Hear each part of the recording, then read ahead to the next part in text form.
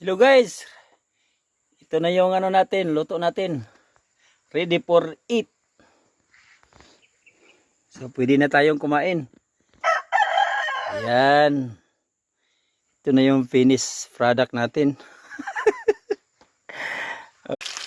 Ayan guys, binaliktad ko na. Kasi nag brown na oh, tingnan nyo. Sa kulay pa lang. Yum yum yum. Tingnan nyo guys. Ayan guys.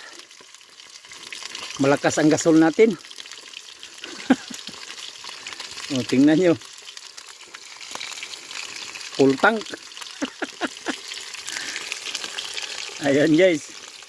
Nilagyan natin ng ayan yung mga manok natin. Hindi pa pwede lutuin. Tilapia lang muna. Ayan oh. Gawin natin prito. Ayan. Naghintay tayo sa ano guys, init. Kung kailan lumabas. Kasi yung mais natin oh, hindi pa nabilad.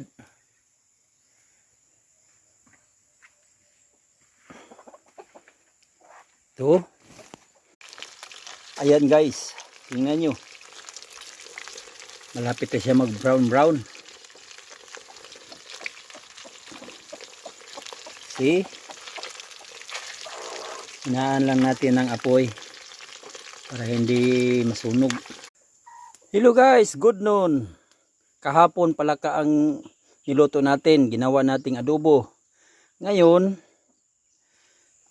tilapia na naman.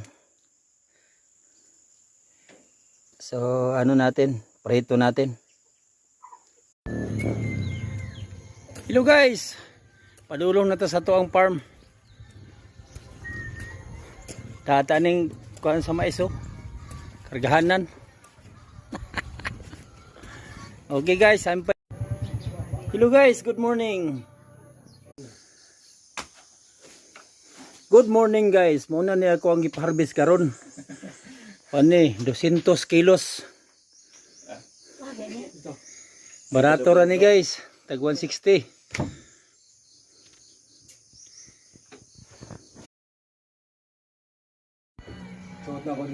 Mayong bunta guys. Live sa Tagadali guys. Before tamo ato sa uma. Murag nag-ambon manggod. Kaulanon ba? So ato asang panidan kung